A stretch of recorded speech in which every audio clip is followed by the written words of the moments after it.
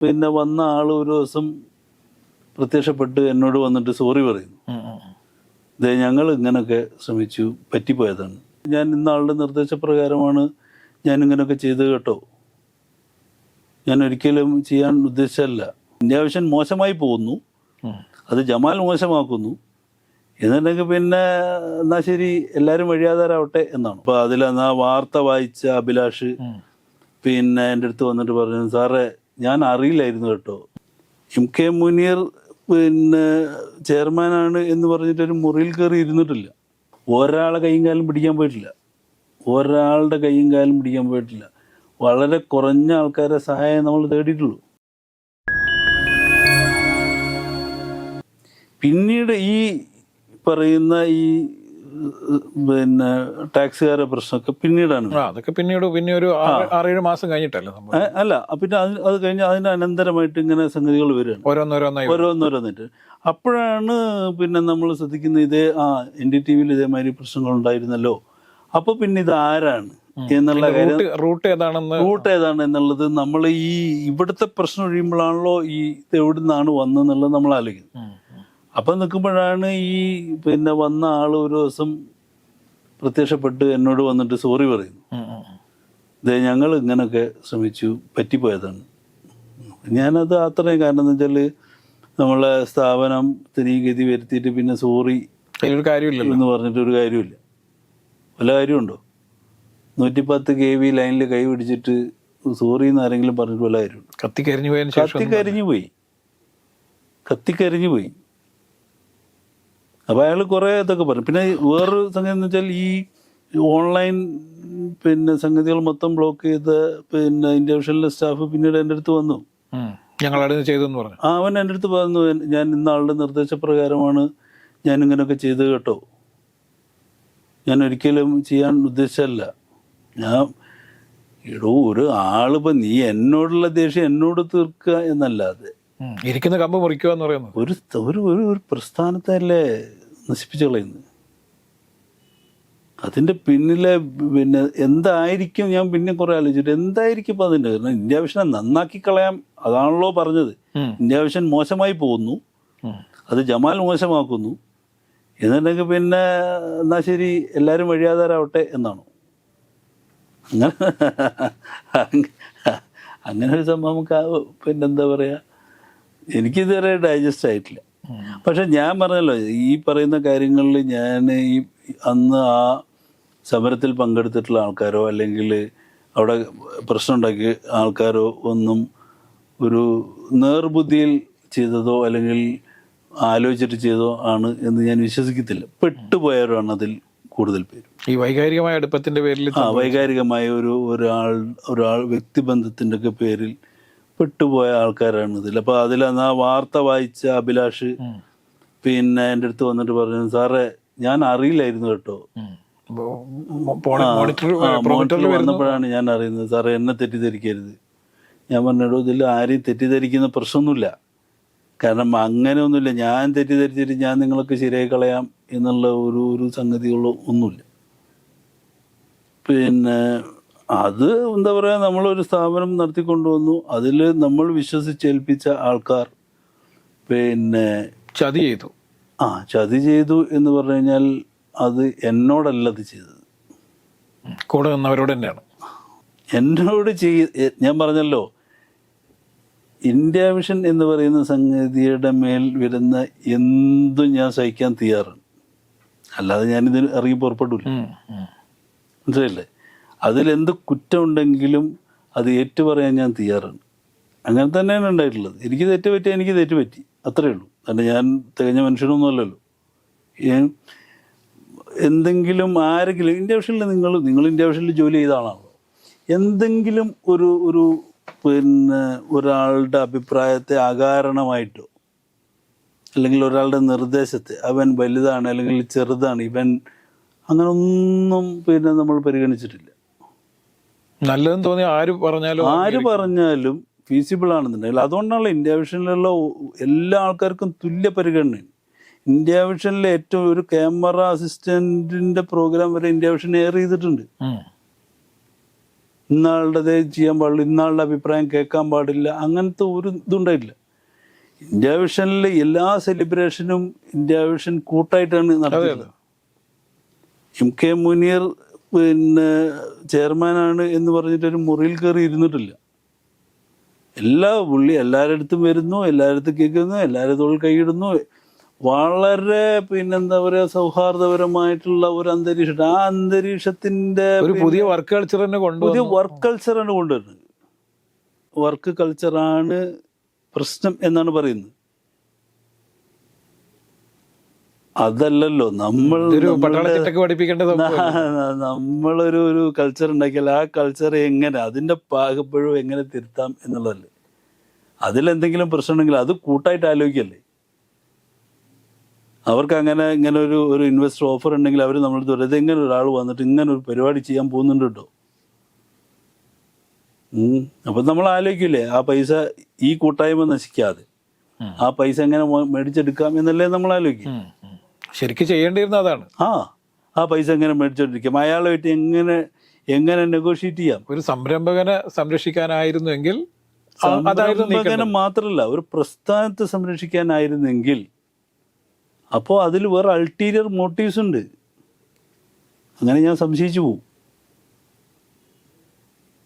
ഞാൻ പറഞ്ഞില്ലേ, എനിക്ക് ആരോടും വ്യക്തിപരമായ വൈരാഗ്യമോ ഞാൻ ആരെയും കുറ്റം പറയാനോ അങ്ങനൊന്നും പോയിട്ടുമില്ല, അങ്ങനെ പറഞ്ഞിട്ടുമില്ല, അങ്ങനെ പറയാൻ ഉദ്ദേശമില്ല. പക്ഷെ ഇതിൽ പിന്നീട് ഈ ഡയറക്ടർമാരെയൊക്കെ തെറ്റിദ്ധരിപ്പിച്ചു എന്ന് പറഞ്ഞല്ലോ, ഇതിന്റെ ചുമതല ഉണ്ടായിരുന്ന ആൾ, അവർക്ക് പിന്നീട് മനസ്സിലായോ? അവർക്ക് അന്ന് തന്നെ മനസ്സിലായി.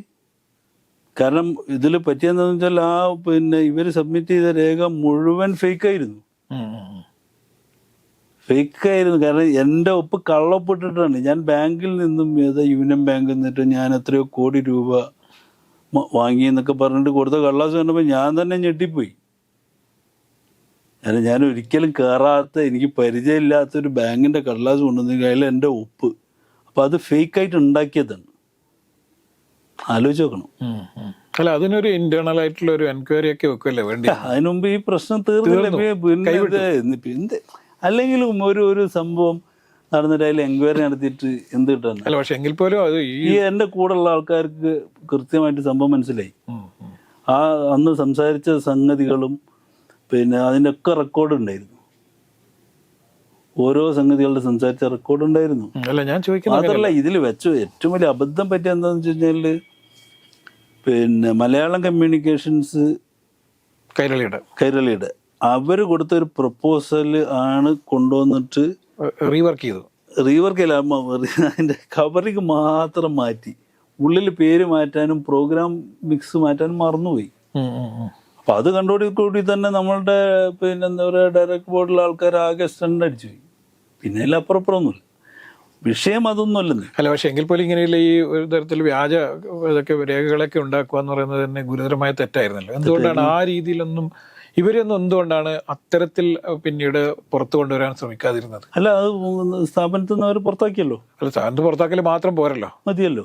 നിയമപരമായി തന്നെ നേരിടേണ്ട ഒരു വിഷയമായിരുന്നില്ല ഇത്. അല്ല, അത് പിന്നെന്താന്ന് പറഞ്ഞു കഴിഞ്ഞാൽ നമ്മൾ ഇപ്പോഴും ഞാൻ പറഞ്ഞില്ല, ഞാൻ പറയാം രാജേഷിനോട്, ഞാൻ രാജേഷിന്റെ മുന്നിൽ ഇരിക്കുന്നത് ഇത് പറയാനല്ല. അല്ല, കഴിഞ്ഞ 9 വർഷക്കാലത്തിനിടയിൽ ഇന്ത്യ വിഷനിൽ നിന്ന് ഒരാൾ എന്താണ് ഇന്ത്യ വിഷനിൽ സംഭവിച്ചത് എന്ന് എന്നോട് ആദ്യമായിട്ടൊരാൾ ചോദിച്ചപ്പോൾ രാജേഷിൻ്റെ സത്യസന്ധത മനസ്സിലാക്കിയിട്ടാണ് ഞാൻ രാജേഷിൻ്റെ മുമ്പിൽ ഞാൻ ഇത്രയും കാര്യങ്ങൾ ഇത് പറഞ്ഞു പോയത്. നമ്മൾ എനിക്ക് അരമണിക്കൂറാണ് സംസാരിക്കാൻ വിചാരിച്ചത്.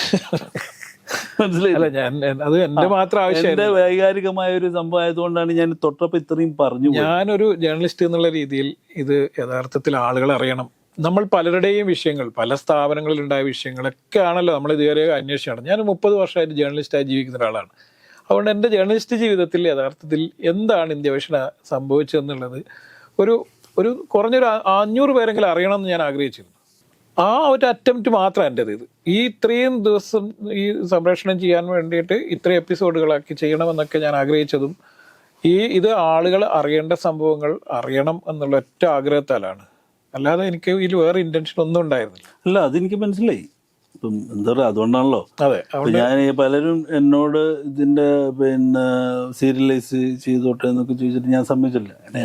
ഞാൻ കരുതത് എവിടെയെങ്കിലും എഴുതുമെന്ന് വിചാരിച്ചു. എന്റെ പണി അതല്ലല്ലോ. അല്ലല്ല, ശരിയാണ്. എന്റെ പണിയോ എന്റെ മാനസികാവസ്ഥയോ അതല്ല. ഇന്ത്യ വിഷനിൽ എന്ത് നടന്നു എന്നുള്ളത് ജനങ്ങളെ ഇപ്പം സാധാരണഗതിയിൽ ഒരു സംഭവം നടന്നു കഴിഞ്ഞാൽ എനിക്ക് ഒരു ഇരാവാദം മുഴക്കിക്കൂടെ? എന്തൊക്കെ പറയാ, ഇതേ ഞാൻ ഇങ്ങനൊക്കെ പെട്ടുപോയി, എന്നെ പെടുത്തി എന്ന് പറയാം. പ്രത്യേകിച്ച് ഈ ഇപ്പോഴത്തെ പൊളിറ്റിക്കൽ കണ്ടീഷനിൽ ഞാനൊരു മതന്യൂനപക്ഷ വിഭാഗത്തിൽപ്പെട്ട ആളായതുകൊണ്ട് എന്നെ അങ്ങനൊന്നുമില്ല. ഒരാളെ കൈയും കാലും പിടിക്കാൻ പോയിട്ടില്ല, ഒരാളുടെ കൈയും കാലും പിടിക്കാൻ പോയിട്ടില്ല. വളരെ കുറഞ്ഞ ആൾക്കാരെ സഹായം നമ്മൾ തേടിയിട്ടുള്ളൂ. ഇതിനെ നിയമപരമായി എങ്ങനെ ഈ സാധനത്തെ മറികടക്കാം എന്നുള്ളത് തന്നെയാണ് നമ്മൾ നോക്കുന്നത്. ഞാൻ എന്നെ രക്ഷപ്പെടുത്താൻ അല്ല. എന്താണ് ഇപ്പോഴത്തെ ഒരു സ്റ്റേജ്? എന്താണ് അപ്പോൾ നിയമപരമായി ഉള്ള വിഷയങ്ങൾ മറികടക്കുന്ന ഒരു അവസ്ഥയിലേക്ക് എത്തിയിട്ടുണ്ടോ എന്നുള്ളതാണ്. കോടതിയിൽ ഇത് പ്രൂവ് ചെയ്യണമല്ലോ. കോടതിയിൽ പ്രൂവ് ചെയ്യണം, കോടതിയിൽ പ്രൂവ് ചെയ്യണം. കോടതിക്ക് ഇത് മനസ്സിലാവാത്ത വിഷയമില്ല. അത് ഞാൻ നേരത്തെ പറഞ്ഞല്ലോ, കോടതിക്ക് കാര്യം മനസ്സിലാവും. ഞാൻ തമിഴ് പാട്ട് എന്താണ് കുയിലെ പിടിച്ച് കാലുടച്ച് പിന്നെ ആടിച്ചൊല്ലക്കറ ഉലകം എന്നൊക്കെ പറഞ്ഞ പോലെ പിന്നെ കാലും കെട്ടി പിന്നെ കൈയും കെട്ടിയിട്ട് നൃത്തമാടാൻ പറയുന്നൊരവസ്ഥയാണ്. അപ്പം അതിനെ മറികടക്കണം എന്നുണ്ടെങ്കിൽ, നമുക്ക് പൈസ അടയ്ക്കണം എന്നുണ്ടെങ്കിൽ നമ്മുടെ അക്കൗണ്ടുകൾ തുറന്നു തരണം. അത് തുറന്നു തരൂ. നമുക്ക് സർക്കാരിൻ്റെ ഭാഗത്ത് നിന്ന് ഒരു പൈസ പോലും ഇളവ് വേണ്ട, ഇൻസ്റ്റാൾമെൻ്റ് ആയിട്ട് തന്നാൽ മതി. ഇങ്ങനത്തെ ഒരു 6 or 7 പെറ്റീഷൻ, ഗ്രീവൻസ് പെറ്റീഷൻ എൻ്റെ അടുത്ത് കിടപ്പുണ്ട്. ഫൈനാൻസ് മിനിസ്റ്ററെ ഞാൻ പോയി കണ്ടിട്ടുണ്ട്. എല്ലാ ഉദ്യോഗസ്ഥന്മാർക്കും കത്തയച്ചിട്ടുണ്ട്. അതിലൊന്നും ഒരു നീക്കം ഉണ്ടായി. നമ്മൾ ഇന്ത്യ വിഷന്റെ പണം പിന്നെന്താ പറയുക, ആലപ്പുഴ പിന്നെ കളക്ടറേറ്റിൽ ഇപ്പോഴും ഇന്ത്യ വിഷന്റെ പിന്നെ പണം കിടപ്പുണ്ട്. ഇന്ത്യ വിഷന്റെ അസറ്റ് ഉണ്ടല്ലോ. എന്തതിലൊരു ദുഃഖകരമായ ഒരു വശം. ഇപ്പം ഞാൻ ഇങ്ങനെ ആലോചിക്കുക, ഈ ഫ്രീസ് ചെയ്ത എക്യുപ്മെന്റ് സൂക്ഷിക്കാൻ 10 വർഷം ഞാൻ ഇവിടെ വാടകയ്ക്ക് ഒരു വീടെടുത്തിട്ട് ഈ സാധനം ഞാൻ സൂക്ഷിച്ചുകൊണ്ടിരിക്കുകയാണ്. ഈ കണക്കും ഈ എക്യുപ്മെന്റുകൾ ഇതൊന്നും ഒരു വസ്തുവിനും പറ്റില്ല. സർക്കാരിന്റെ ഓരോ തലതിരിഞ്ഞ പരിപാടികൾ ആലോചിച്ച് നോക്കണം. അതൊക്കെ അവസാനിച്ചു. എന്തിനാണ് ഈ പിന്നെ എക്യുപ്മെന്റ് പിടിച്ചു വെച്ചത്? അല്ല, അതൊക്കെ ഉദ്യോഗസ്ഥന്മാരുടെ ചില ധാരണയില്ലായ്മയല്ലേ? അതെ, ഞാൻ വാടക കൊടുക്കണ്ടേ? അതാ പറഞ്ഞത്. ഈ പിന്നെ അത് പറഞ്ഞപ്പോഴാണ് അതിന് എനിക്ക് പിന്നെ സൗകര്യം ഒരുക്കി തന്നത്. എൻ്റെ കയ്യിൽ കാശൊന്നുമില്ല. എന്താ പറയുക, ഇവിടെ ഒരു ബിൽഡിംഗ് ഓണറാണ്. എനിക്ക് അയാൾ വാടക വേണ്ട എന്ന് പറഞ്ഞിട്ടില്ല, പക്ഷെ അയാൾ എന്നെ ബുദ്ധിമുട്ടിച്ചിട്ടില്ല. അത് ബുദ്ധിമുട്ടിക്കാതിരിക്കാൻ കാരണം PT തോമസ് MLA ആണ് എനിക്ക് വേണ്ടിയിട്ട് പുള്ളിയെടുത്ത് പറയുന്നത്. PT തോമസ് നമ്മുടെ കൂടെ ഇല്ല ഇപ്പോൾ. PT തോമസ് കൂടെ ഇല്ല. അപ്പോൾ ഞാനിപ്പോൾ ഓർക്കണം, ഇദ്ദേഹത്തിൻ്റെ പേര് ജോസ് സാറും PT തോമസും പിന്നെ ക്ലാസ്മേറ്റ്സ് ആയിരുന്നു. അപ്പം ഞാൻ ഈ ബിൽഡിംഗ് ചോദിച്ചപ്പോൾ ജോസ് സാറ് സ്വാഭാവികമായിട്ടും PT തോമസ് സാറിനോടത്താണ് ചോദിക്കുന്നത്, ഇങ്ങനെ ഒരാൾ വന്ന് ബിൽഡിംഗ് കൊടുക്കാമോ എന്ന് ചോദിച്ചപ്പോൾ അദ്ദേഹം പറഞ്ഞു കൊടുക്കണം, പിന്നെ അവരെ സഹായിക്കണം എന്ന് പറയുന്നത്. കാരണം എന്ന് വെച്ചാൽ PT തോമസിൻ്റെ വീട്ടിൽ ഞാൻ വാടകയ്ക്ക് പണ്ട് താമസിച്ചു. അപ്പം അങ്ങനെ ഒരു വ്യക്തിപരമായൊരു ബന്ധമുണ്ടായിരുന്നു. അപ്പോൾ ഈ ഒരു മനുഷ്യനൊക്കെ ഞാൻ കാരണം എന്നെ സഹായിച്ചു. പക്ഷെ 9 വർഷമായിട്ട് അയാളുടെ പുള്ളി പെട്ടുപോയി എന്നുള്ളത് സത്യമാണ്. പക്ഷെ എനിക്ക് കഴിയാവുന്നത്ര പൈസ. ഇപ്പം വ്യക്തിപരമായിട്ട് ഞാൻ ആർക്കെങ്കിലും കടം ഉണ്ടെങ്കിൽ അത് ഞാൻ ഈ ജോസ് സാറിനുണ്ടാകും. ഞാൻ അദ്ദേഹത്തോട് പറഞ്ഞു, എൻ്റെ ജീവിതം ബാക്കിയുണ്ടെങ്കിൽ ഞാൻ സാറിൻ്റെ കടം വീട്ടിയിട്ടേ പോവുള്ളൂ എന്ന് പറഞ്ഞു. ബാക്കിയൊക്കെ ഇന്ത്യ വിഷൻ്റെ കടങ്ങളും പ്രശ്നങ്ങളൊക്കെയാണ്. ഇതിൻ്റെ ഇപ്പം ചെയർമാൻ എന്ന രീതിയിൽ MK മുനീർ സാഹിബിൻ്റെ ഒരു നിലപാട് എന്താണ്? ഇപ്പം ഇനി ഇത് പ്രശ്നങ്ങളൊക്കെ പരിഹരിച്ച് ഇതിന് ഒരു കൃത്യമായിട്ട് വീണ്ടും ഒരു പഴയ പ്രതാപത്തിലേക്ക് എത്തിക്കാനുള്ള എന്തെങ്കിലും സംവിധാനം അദ്ദേഹം ആലോചിക്കുന്നുണ്ടോ?